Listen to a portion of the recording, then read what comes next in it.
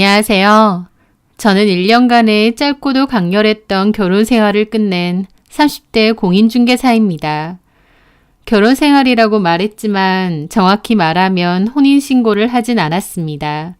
그래서 법적으로는 이혼이 아니니 혼인관계 해소라고 표현하는 게 맞겠네요. 어쨌든 1년간 정식적인 부부로 살았고 시어머니도 모시고 살았었죠. 누구보다 행복하게 잘 살고 싶었는데 1년도 안 돼서 결혼 생활은 파탄이 났습니다. 그 사유가 너무 충격적이라 지금도 좀 얼떨떨하기도 하네요. 저에게 어떤 일이 있었는지 그 사연에 대한 긴 얘기를 해보려고 합니다.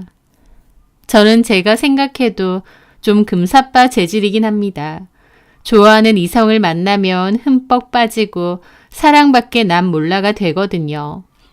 누군가를 만나면 흠뻑 좋아하게 되고 저돌적이고 적극적으로 사랑을 쟁취하는 편이었죠. 20대 중반에 결혼까지 생각했던 남자가 있었는데 그때도 참 열정적으로 사랑을 했었습니다. 그런데 그 남자가 결혼 약속 다 해놓고 나중에 다른 여자랑 홀랑 결혼해버리더라고요. 저는 배신을 당했던 거죠. 그게 너무 힘들어서 한동안 우울에 빠져 지내다가 정신을 차리자 싶더라고요. 내가 아직 젊고 창창한데 사랑 한번 실패했다고 이렇게 지내진 말자 싶었죠.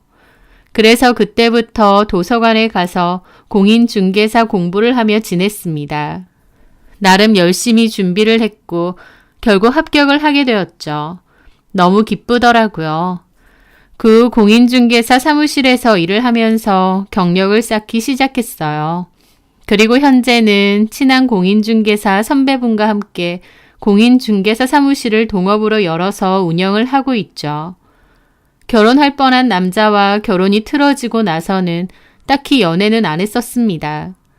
누군가를 좋아하면 흠뻑 빠지는 제 성격을 알기 때문에 남자를 만날 때는 신중하게 생각하자는 결심도 여러 번 했죠. 그러던 제가 또다시 사랑에 빠지게 되었습니다. 어느 날 저희 사무실로 60대 중후반 정도의 여자분과 30대 정도의 남자 한 명이 찾아왔습니다. 전세로 2, 3년 정도 살 아파트를 구한다고 하시더라고요. 저는 일단 앉으시라고 자리를 안내해드렸죠. 이 근처 동네에서 전세 아파트를 구하신다고요? 예, 어머니랑 저랑 둘이 살 곳이라 한 30평 정도면 될 것 같습니다. 아, 네. 전세 매물은 많이 있습니다. 일 때문에 이쪽으로 이사 오신 건가요? 예, 제가 아파트 건설회사에서 일을 하는데 준공에 맞춰서 지역을 옮겨 다니거든요. 2, 3년에 한 번씩. 그래서 전세로 필요합니다. 아, 그러시구나. 그럼 이 지역은 처음 와보셨겠어요? 아니요. 어머니가 원래 여기 살던 분이세요. 아, 그러세요? 그 말에 남자 어머니를 보니 어머니가 웃으며 고개를 끄덕이시더라고요. 예, 여기가 고향이에요. 30 정도쯤에 다른 지역으로 이사 가고 나선 한 번도 안 왔지만. 아, 그러시구나. 다시 오셔서 반가우시겠어요. 그런 것도 있고 아닌 것도 있고 뭐. 그래도 이 근방을 대충은 아시겠어요.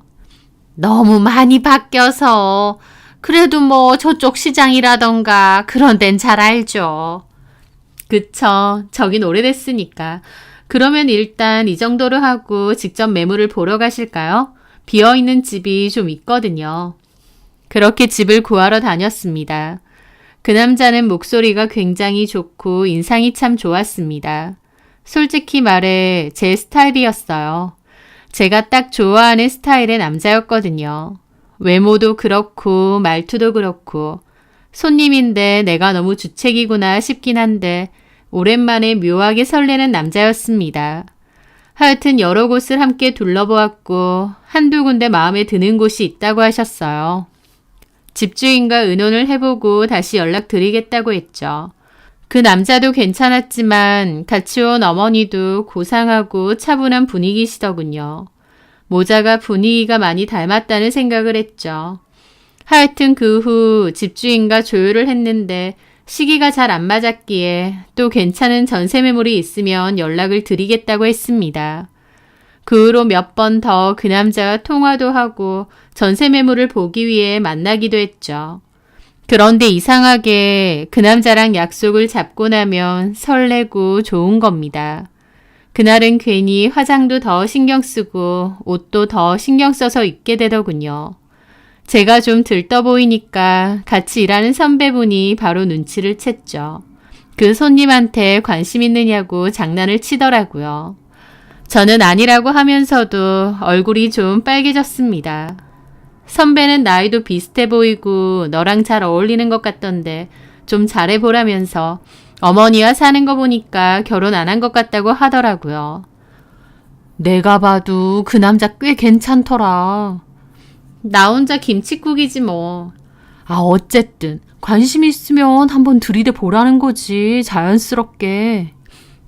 선배의 응원을 듣고 저도 조금 용기를 냈습니다.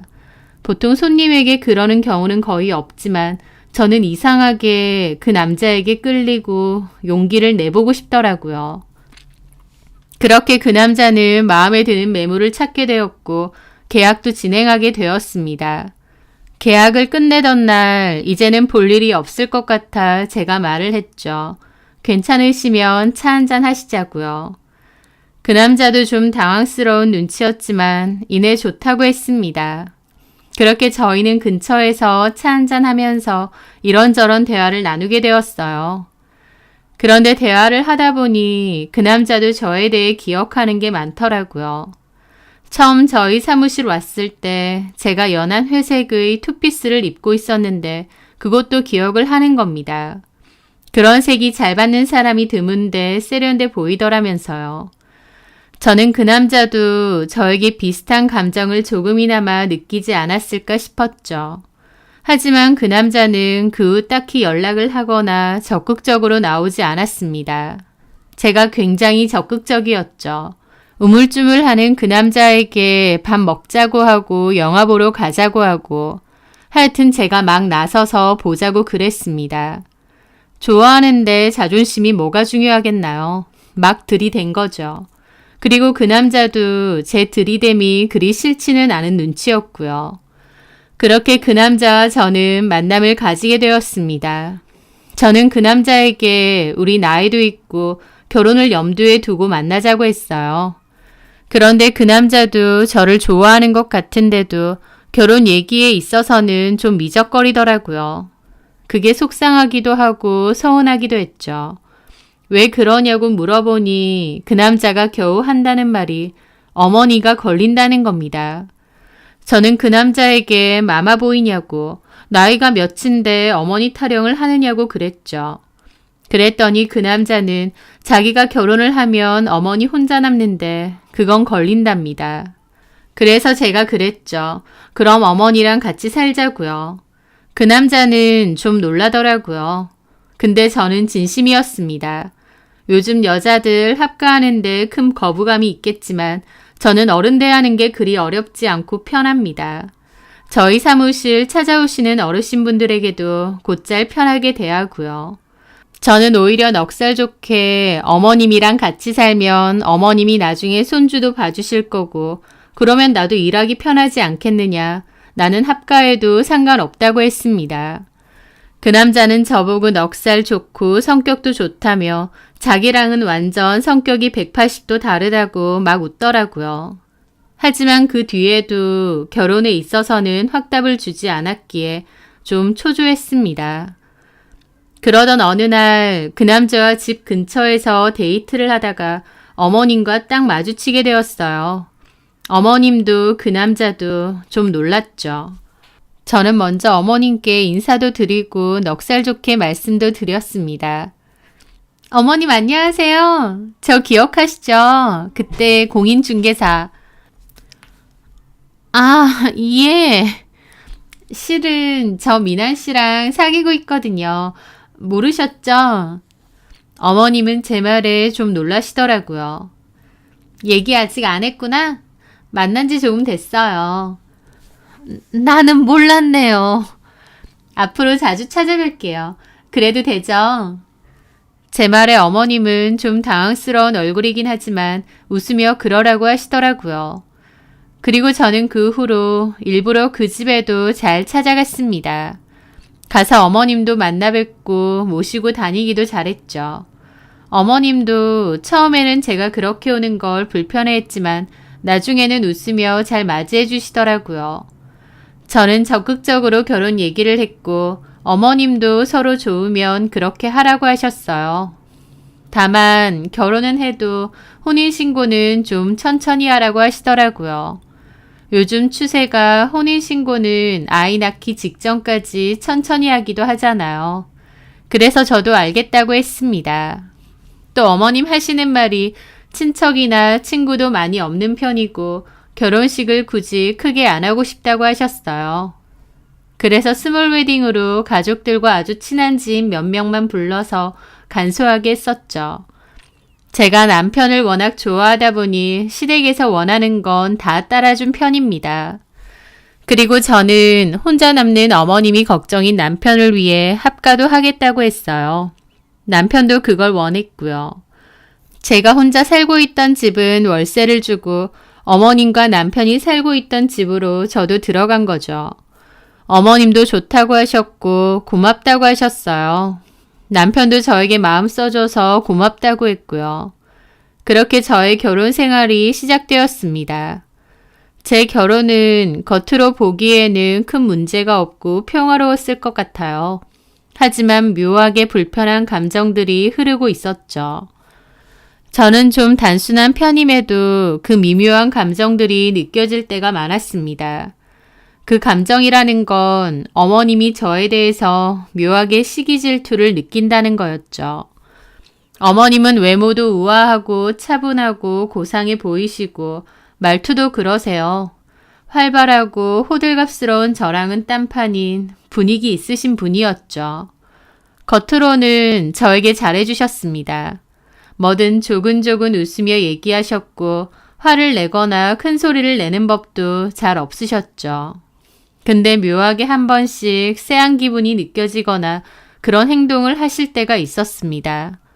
한 번씩 저를 볼 때마다 엄청 싸늘하게 보실 때가 있으세요. 어머님조차도 의식 못 하시는 것 같은데 그 눈빛이 굉장히 싸늘하고 섬뜩할 때가 있었죠.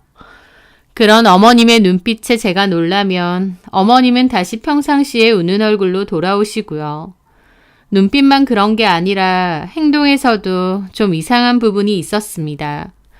한 번은 제가 백화점에서 어머님 옷을 사온 적이 있어요. 블라우스였는데 어머님에게 너무 잘 어울릴 색감이라 사왔죠. 가격도 비싼 브랜드였고요. 어머님께 드리니 어머님은 어쩜 이렇게 화사한 걸 사왔느냐며 너무 화사해서 자기가 입긴 좀 그렇고 제가 입으라고 하시더라고요. 아니에요, 어머님. 어머님한테 찰떡일 것 같아서 사온걸요. 저는 피부가 좀 까무잡잡해서 이런 색 안 어울리고 어머님이 피부톤이 화사하셔서 이런 색 너무 잘 받으실 것 같아요. 한번 입어보세요. 예, 어머니. 한번 입어보세요. 잘 어울리실 것 같아요. 아휴, 그래? 그래도 며느리가 나 생각해서 사줬는데 한번 입어봐야지. 그리고 어머님은 옷을 입고 나오셨습니다. 어떠니? 어머, 세상에. 딱 어머님 옷이다. 너무 예쁘세요. 아영이가 어머니한테 어울릴 옷을 잘 사왔네요. 고맙다, 얘. 다음에 나도 아영이 옷 한 벌 사줘야겠어. 정말요, 어머니? 저 비싼 거 고를 거예요. 그렇게 화기애애한 분위기였고 어머님도 그 옷이 마음에 드신 듯 했습니다. 그런데요. 며칠 뒤 퇴근하고 집에 돌아온 제가 집안일을 좀 하려고 했거든요. 평소에는 어머님이 다 하시니까 죄송해서 미뤄두었던 정리를 좀 하려고 한 거죠. 그런데 어머님 옷장을 열어봤는데 옷장 한 구석에 제가 드린 블라우스가 똘똘 뭉쳐서 처박혀 있는 겁니다. 꺼내보고 몹시 당황했죠. 블라우스가 아주 구깃구깃하게 처박혀 있었거든요. 새 옷을 왜? 좀 황당하더라고요. 제가 그걸 멀거니 보고 있는데 어머님이 마침 들어오셨어요. 너 왜 내 방에 있니? 아, 어머니, 제가 좀 일찍 와서 이불 빨래 좀 하려고. 아유, 됐다. 내 방은 내가 한다. 나오렴. 근데 어머님 옷이... 그런데 어머님은 그 옷을 보고도 아무렇지 않게 아, 그게 거기 있었어? 내가 어디 뒀나 했네. 어디 있든? 여기 장롱에 내가 걸어뒀는데 떨어졌나 보다. 옷이 워낙 부드럽잖니. 옷걸이서 흘러내렸나 봐. 하시더라고요. 너무 아무렇지 않게 얘기하시니까 아, 그런가? 하고 말았죠. 그런데 그 뒤에도 이상한 일은 여러 번 있었습니다. 제가 호두 알러지가 좀 심한 편이거든요. 그래서 남편과 어머님에게도 얘기를 했었습니다. 일하는 저를 대신해 어머님이 주로 식사 준비도 해주시는데 견과류는 조심해야겠다고 먼저 그러셨죠. 그런데 하루는 제가 일이 좀 일찍 끝나서 집에 왔어요. 어머님한테 인사를 드렸는데 어머님은 이어폰을 낀 채 요리를 하고 계셔서 제 인사를 못 들으신 모양이었죠. 어머님께 다시 인사하려고 다가가는데 어머님이 굳은 얼굴로 반찬에다가 호두를 잘게 빻은 가루를 넣고 계신 거예요. 호두를 엄청 잘게 가셨더라고요. 그걸 보고 저는 좀 놀랐죠. 하지만 그냥 음식 만드시나 보다 나는 안 먹으면 되지 생각하고 말았습니다. 그런데 그날 저녁 그 음식을 저한테 자꾸 권하시는 거예요. 다른 양념에 가려서 호두는 잘 안 보였지만 저는 분명 어머님이 호두를 잘게 부셔서 넣는 걸 봤거든요. 아, 괜찮아요, 어머니. 저 호두 알러지 있어서 이건 좀 먹기가. 그 말에 어머님이 흠칫 놀라시더라고요. 남편도 놀라고요. 어? 여기 호두가 들어가? 보기엔 없는데. 아, 아까 조금 빻아서 넣었다. 깜빡했네. 근데 너 눈썰미가 참 좋다. 그걸 어떻게 알았어? 아, 실은 아까 퇴근하고 와서 어머님 요리하시는 거 봤거든요. 어머님이 이어폰 끼고 뭐 들으시길래 저도 그냥 방해 안 하려고 바로 방으로 갔었어요. 아, 그랬구나. 아유, 미안하다. 내가 깜빡했어. 호두 알러지 있다고 했는데. 괜찮아요, 어머니. 그때는 그냥 웃고 넘겼는데 좀 쎄하긴 했습니다. 굳이 호두가 안 들어가도 되는 음식이었는데 그걸 넣으신다는 게요. 내가 호두 알러지가 있다고 했는데 일부러 넣으신 건 아니겠지 싶으면서도 이때 호두를 넣는 어머님의 표정이 좀 섬뜩해 보여서 자꾸만 떠오르더라고요. 그 후에도 좀 묘한 신경전은 자주 있었습니다. 제가 남편 옷을 코디해주면 어머님은 촌스럽고 색이 안 받는다고 하시면서 당신이 꺼내서 주시기도 하고 남편 속옷 같은 것도 어머님이 다 챙기셨어요. 저는 그런 과정에서 어머님도 은근하게 며느리한테 신경전을 하시는 분이구나 했죠. 하지만 그렇게 심한 건 아니었고 또 한편으론 이해도 했습니다. 평생 외아들이랑 사셨다는데 며느리한테 뺏긴 기분이 들 수도 있으실 테니까요. 그래서 그냥 좋게 좋게 이해하고 넘겼죠. 그러던 어느 날이었습니다. 저는 남편과 어머님과 같이 근처 시장에 가게 되었어요. 어머님도 예전에 이 지역에 사실 때는 자주 왔었던 시장이라고 하셨죠. 그렇게 떡도 사고 반찬거리도 사고 주변을 둘러볼 때였습니다. 갑자기 누가 아는 체를 하더라고요. 얘, 너 미숙이 아니니? 미숙이는 저희 어머님 이름이 맞습니다. 저는 놀라서 돌아봤는데 떡집에서 앞치마를 두르신 한 아주머니께서 나오시더라고요. 저희 어머님은 좀 당황하신 눈치고요. 맞지? 이게 얼마만이야? 그 아주머니는 반가워하시는데 어머니는 표정이 좀 이상하시더라고요. 저는 어머님 친구분이신가 보다 싶어서 인사를 드렸죠. 안녕하세요. 아, 안녕하세요. 근데 누구? 저 어머님 며느리예요. 며느리? 아주머니는 의아하게 저를 보시더니 제 옆에 있는 남편을 보시더라고요. 그런데 남편도 의아하게 보시는 겁니다. 미숙아, 너 아들이 있었어? 너 딸만 있지 않았니? 그러시는 겁니다. 그 말에 어머님이 당황하시더니 갑자기 저희 보고 가자고 하시더라고요. 사람 잘못 봤습니다. 하시면서 황급히 그 자리를 떠났죠. 그 아주머니는 황당한 얼굴로 어머님을 부르는데 어머님은 그냥 가버리시더라고요. 저도 너무 황당했죠. 그런데 보니까 어머님 못지않게 남편도 좀 당황한 얼굴이더라고요. 어머님, 친구분 아니세요? 아니, 나는 잘 모르는 사람인데. 근데 어머님 이름을 아시던데. 저 사람이 내 이름을 알든 말든 나는 모른다고. 아휴, 사람도 많고 왜 이렇게 복잡해?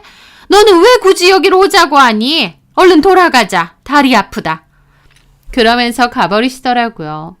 저도 그 자리를 떴지만 묘하게 그 아주머니의 말은 기억에 남습니다. 너 딸밖에 없지 않느냐 하셨던 그 말이요. 딸이라니?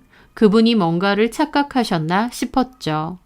그런데도 그 말이 잊혀지지 않았던 건 저도 뭔가 심상치 않았던 부분이 있었기 때문입니다. 예를 들어 제가 남편 어릴 때 모습을 보고 싶다고 했는데 앨범도 사진도 없대요. 뭐 어렸을 때 이사하면서 다 잃어버리셨다고 하면서요. 그나마 있는 사진이라고 남편 대학교 졸업 때 어머님이랑 같이 찍은 사진뿐이더군요. 그마저도 몇 장 없고요. 저는 지낼수록 어머님과 남편이 일반적인 모자관계 같지 않다는 생각이 자꾸만 들었습니다. 남편도 어머님을 대할 때 마냥 엄마처럼 편하게 대하지는 않는 것 같고 그건 어머님도 마찬가지였고요. 그러던 도중 어머님과 남편의 수상한 행동이 또 눈에 띄었죠. 그날 남편은 회식이 있어서 늦게 간다고 했고 어머님도 친척분에게 갔다 온다고 늦는다고 하셨어요. 저는 저녁에 혼자 집에 있다가 맥주라도 하나 사와야겠다 싶어서 나갔는데 저 멀리 보니 어머님이 남편 차에서 내리시더라고요. 그리고는 어머님 혼자 집으로 들어가시는 겁니다. 뭐지? 남편은 회식 간다고 했는데 어머님하고 있었네? 생각하며 저는 안으로 들어갔죠. 너 어디 갔다 오니? 저 편의점에 잠깐. 어머님은 지금 오신 거예요? 친척이 태워다 줬다. 라면서 거짓말을 하시더라고요. 제가 분명 남편 차에서 내리시는 걸 봤는데요. 친척분이 태워다 주셨다고요? 미나니는 많이 늦는다니? 네, 회식 갔으니까 좀 늦게 오겠지. 하시더라고요. 너무 황당했습니다. 방금 남편 차에서 내린 걸 봤는데 어머님은 천연덕스럽게 거짓말을 하시더라고요. 게다가 남편도 10분 정도 뒤에 왔는데 마치 회식 갔다 온 것처럼 얘기를 하는 겁니다. 뭐지? 나한테 뭘 속이는 거지? 싶더라고요. 저는 뭔가 어머님과 남편에게 내가 모르는 비밀이 있을 것 같았습니다. 그러던 와중 그 시장 떡집 아주머니의 말이 떠올랐죠. 저는 고민 끝에 그 시장 떡집을 다시 찾아갔습니다. 안녕하세요. 예, 안녕하세요. 떡 사러 오셨어요? 아니요. 저 혹시 기억 안 나세요? 누구신데요? 저 저번 주에 저희 어머님이랑 여기 지나가다가 제 말에 아주머니는 제가 생각난 듯 하더라고요. 미숙이? 네, 맞아요. 미숙이 며느리라고 했나? 네. 아니, 근데 미숙이 걔는 오랜만에 친구를 봤는데 왜 도망을 가? 미숙이 맞는데, 현미숙. 네, 맞아요. 저희 어머님 성함. 근데 제 말에 그분은 고개를 갸웃하시더라고요. 근데 어머님이라니? 그쪽이 진짜 미숙이 며느리라고요? 네. 이상하네. 왜요? 내가 미숙이 걔랑 고등학교 동창이거든. 엄청 친하진 않아도 한 동네 사니까 대충 사정은 다 알지. 내가 알기론 걔가 결혼하고 딸이 하나 있는 걸로 알거든. 그러다가 남편이 먼저 죽고 혼자서 딸 고등학교까지 키우다가 다른 데로 이사 갔다고 알고 있는데 근데 갑자기 아들이 있었다고 하니까 황당하네. 딸이 있었다고요? 그래요. 혹시 재혼을 했나? 근데 왜 나를 모른 척 하는 거야? 아주머니의 말에 저는 더 이상하더라고요. 어머님이 재혼을 했다는 얘기도 못 들었거니와 뜬금없이 딸이라뇨. 딸 얘기는 어머님에게서도 남편에게서도 들어본 적이 아예 없습니다. 도대체 어머님과 남편이 나에게 뭘 속이려는 걸까 싶었어요. 그러다가 그걸 발견하게 되었습니다. 어머님이 쓰셨던 일기장이요. 저는 퇴근을 하고 집으로 돌아왔고 오는 길에 어머님과 같이 먹으려고 음식을 포장해 왔거든요. 식사하시라고 어머님을 부르기 위해 방문을 열었을 때였습니다. 어머님은 주무시는 것 같았는데 이불도 제대로 안 덮고 주무시더라고요. 그래서 제가 다가가서 이불을 덮어드리는데 가만 보니 어머님이 쓰시던 일기장이 있는 겁니다. 그래서 그걸 보는데 저는 너무 놀라 경악을 했죠. 왜냐면 그 일기장에는 저에 대한 저주가 엄청 많았거든요. 제가 너무 싫고 저를 마주하는 게 끔찍하다며 언제까지 이렇게 살아야 되는 건지 왜 결혼을 허락했을까 후회된다라는 얘기가 잔뜩 있었습니다. 티는 안 내셨지만 저에 대한 미움과 증오가 상당하신 것 같았습니다. 너무 충격이었죠. 그런데 더 충격적인 건 따로 있었습니다. 미나니가 혜지를 완전히 잊은 것 같아서 너무 슬프다느니 혜지가 이 사실을 알면 얼마나 가슴 아플까. 내 딸한테 죄를 짓는 것 같다느니 딸이라는 얘기에 저는 멍해졌죠. 이게 다 뭔가 싶어서 멍하게 보고 있는데 어머님이 잠에서 깼습니다. 그리고 일기장을 보고 있는 저를 보고 놀라시더니 일기장을 확 뺏으시더라고요. 너 뭐 하는 거야? 남의 일기장을 왜 훔쳐봐? 하면서 엄청 날카롭게 소리를 지르셨습니다. 저는 어안이 벙벙해서 말했죠. 어머니, 이게 다 뭐예요? 내 방에 왜 함부로 들어와? 남의 일기는 왜 보고?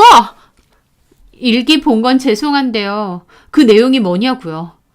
어머님은 뭐가 적혀 있다고 이 난리냐면서 나가라고 하시더라고요. 어머니, 미나 씨 친어머니 아니시죠? 뭐? 도대체 미나 씨랑 어머님 무슨 관계예요? 어디 한번 말해보세요. 저 그 떡집 아주머니 만났어요. 어머님한테 딸은 있어도 아들은 없었다던데. 도대체 미나 씨는 뭐예요? 혹시 재혼이라도 하신 건가요? 그런 거면 왜 저한테 말을 안 해주세요? 내가 그런 걸 왜 너한테 일일이 얘기해야 되니? 됐고 나가라. 아니죠 어머니. 저는 가족 아닌가요?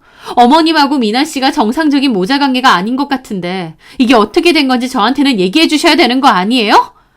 그걸 왜 내가 너한테 일일이 얘기해야 되냐고. 네가 미나니 좋다고 결혼하고 싶다고 그 난리 쳤고 원하는 대로 결혼하라고 했잖아.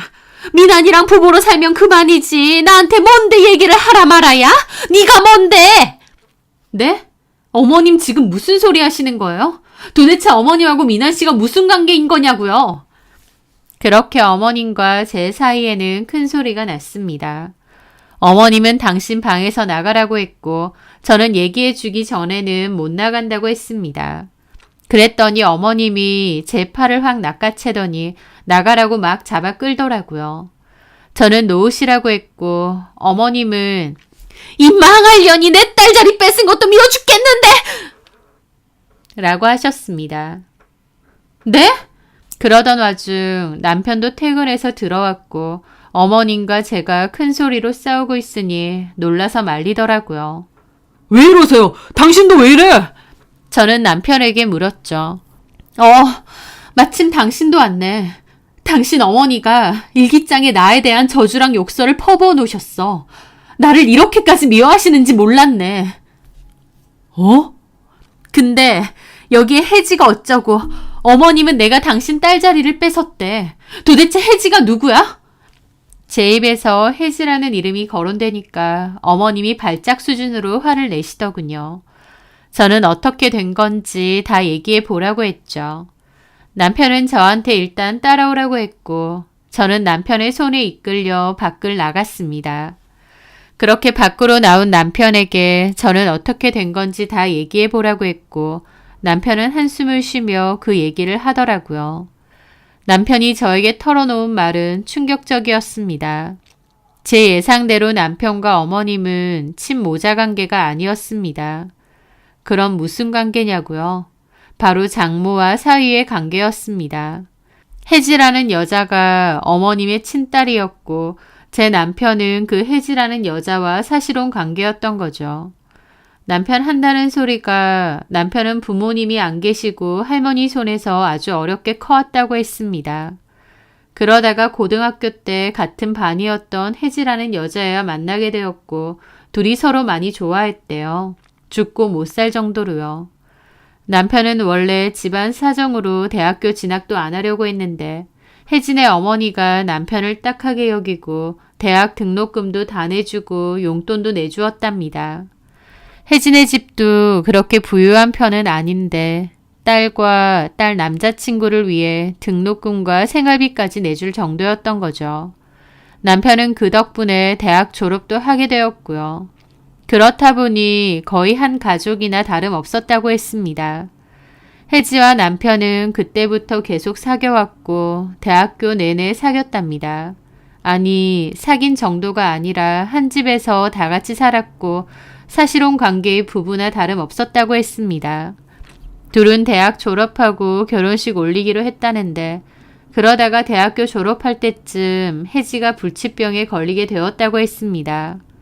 남편은 계속 그 곁을 지켰지만 결국 혜지는 1년간 투병 생활을 하다가 죽었는데 죽으면서도 자기를 배신하지 말라고 그리고 혼자 남은 우리 엄마도 절대 외면하지 말라고 당부를 했었다네요. 남편도 자기 인생에서 여자는 혜지뿐이라고 맹세했고 어머님도 잘 건사하겠다고 약속했답니다. 그 후 남편은 약속대로 죽은 혜지의 어머니를 마치 본인의 엄마처럼 모시고 살았다고 했습니다. 원래는 장모와 사위의 관계나 다름없었는데 그 후부터는 모자 관계처럼 지내게 된 거죠. 저는 끽해야 어머님이 재혼을 해서 제 남편이 친아들이 아닌 건가 싶었는데 사실은 장모와 사위의 관계나 다름이 없었다고 하니 너무 충격이더라고요. 그리고 어떻게 그런 사실을 여태까지 감쪽같이 속이나 싶었습니다. 사귈 땐 몰라도 저랑 결혼하기로 했을 때는 사실대로 다 말했어야 되는데 남편도 감쪽같이 그 사실을 저에게 속인 거죠. 얼마 전 어머님과 남편이 저를 속이고 같은 차를 타고 돌아온 것도 그 혜지라는 여자의 납골당을 갔다 온 거라고요. 어머님은 친아들도 아니니 어쩔 수 없이 결혼은 허락했지만 제 남편이 자기 딸을 잊어버릴까봐 끊임없이 초조해하고 그런 부분을 남편에게 상기시킨 것 같았습니다. 우리가 너한테 어떻게 했는데 내 딸 있고 너만 행복하게 살면 안 된다라고 하면서요. 남편도 오랫동안 어머님의 가스라이팅에 길들여진 것 같았고 저랑 결혼은 했지만 마음 한켠에 혜지라는 그 여자를 놔두고 살았던 것 같습니다. 남편이 저를 속였다는 게 너무 화가 나고 기분 나쁘긴 했지만 한편으론 남편이 안쓰럽기도 했어요. 과거에 도움을 받은 건 맞지만 책임감 때문에 발목을 잡힌 것 같기도 했거든요. 그래서 저는 나를 속인 것에 대해서 따져 묻는 건 둘째치고 남편에게 선택을 하라고 했습니다. 내가 보기에는 당신은 그 혜지 씨와 혜지 씨의 어머님에게 할 만큼 했다고 친어머니도 아니고 과거 여자친구의 어머니일 뿐인데 이렇게까지 계속 책임을 지는 건 말이 안 된다고요. 엄밀히 그 혜지라는 여자와 결혼한 것도 아니라서 진짜 장모도 아니고 여자친구의 엄마 아니냐. 그런데도 계속 이렇게 모시고 사는 건 말이 안 된다고 그랬습니다. 하지만 제 생각과 달리 남편에게는 그리 간단한 문제가 아닌 것 같더라고요. 남편은 대학교 들어갈 생각도 못했는데 그 혜지 어머님이 본인 갖고 있는 재산까지 정리해가며 남편 대학 등록금도 다 내주고 용돈 주고 군대 뒷바라지도 다 해주고 사위이자 거의 아들 같은 느낌으로 다 보살펴주고 정을 줬는데 이제 와서 나 몰라라 하면 사람 새끼도 아닌 것 같다고 했죠. 저는 그럼 나는 뭔 죄냐고 했습니다. 최소한 나랑 결혼을 하기로 했으면 나한테는 다 말했어야 되는 거 아니냐고요. 남편은 저에게 할 말이 없다고 자기가 비겁한 인간이라 저를 속였다고 하더라고요. 본인도 제가 좋긴 하고 결혼도 하고 싶은데 그렇다고 어머님을 저버릴 수도 없으니 이 어정쩡하고 이상한 관계를 속일 수밖에 없었다고요. 그 얘기를 듣는데 저도 남편에게 마음이 싸늘하게 식더라고요. 모든 걸 다 털어놓고 저에게 선택권을 주는 게 맞지 않나요? 어떻게 이런 사실을 다 숨기고 마치 자기 어머니인 것처럼 저에게는 시어머니인 것처럼 모시고 살게 할 수 있는 건지. 어머님도 이해가 안 됐지만 남편의 행동과 생각도 정상은 아닌 것 같았습니다. 저는 남편에게 다시 물었습니다. 그럼 어머님 가짜 아들로 계속 살 건지 아니면 어머님하고 끝을 내고 나랑 살 건지요. 어머님이 과거 여자의 어머니라는 사실을 안 이상 제가 계속 어머님과 같이 지낼 순 없었으니까요. 남편은 괴로워했고 본인에게 시간을 달라고 했습니다. 저는 일단 친정부모님 댁으로 들어가 지내게 되었습니다. 남편에게 선택을 하라고 했지만 제 마음도 남편에게서 정이 많이 떨어진 상태였죠. 결론적으로 남편도 제가 아닌 어머님을 선택했습니다. 오랫동안 마치 모자 관계로 지내오면서 남편에게도 어머님은 마치 친엄마와 다름없는 사람이 되었다고 했어요. 단순히 등록금 내주고 생활을 도와준 의미가 아니라 평생 못 느껴본 부모님의 정을 어머님에게 받았다고 하더라고요. 저에게 미안하지만 어머님은 자기에게 친엄마나 다름없는 사람이라고 했습니다. 그 얘기를 듣는 순간 저 역시도 마음 정리가 싹 되더라고요. 사실 저도 친정에서 지내면서 어느 정도 마음의 정리를 했습니다. 이유야 어찌됐든 남편도 그 어머님도 저를 의도적으로 속였고 저도 그 혜지라는 여자의 빈자리를 뚫고 들어가고 싶은 마음은 없었거든요. 그래서 남편이 저에게 헤어짐을 고했을 때 저도 알겠다고 했습니다. 남편은 저에게 미안하다고 몇 번이나 말을 했지만 이상하게 미운 감정도 안 들더라고요. 남편은 어머님에 대한 고마움과 책임감도 있지만 또 한편으론 오랜 시간 어머님으로부터 가스라이팅을 당했던 것 같기도 해요. 네가 가장 힘들 때 너를 도와준 건 나다. 그런 네가 나를 배신하면 사람도 아니다 하시면서요. 남편도 이미 혜지 씨가 죽은 지 오래지만 그 어머님을 놓지 못했고 결국 그 이상하고도 기괴한 관계가 계속 이어져 왔던 겁니다. 남편은 저랑 결혼했을지언정 혜지 씨와 어머님의 울타리 안에서 벗어나지 못할 것 같았고 저도 그런 비정상적인 관계 속에서 굳이 함께하고 싶지 않더라고요. 남편도 어찌됐든 끝까지 제 편은 아니었고 제 편이 될 생각도 없어 보였기에 저도 마음이 싸늘하게 식었던 거죠. 그렇게 저는 남편과 많은 대화 끝에 끝을 내기로 했습니다. 혼인신고도 하지 않았기에 그저 저만 정리하면 끝이더라고요. 남편은 미안하다며 위자료 명목의 돈을 저에게 주었고 저는 처음에 거절했다가 나중에 받았습니다.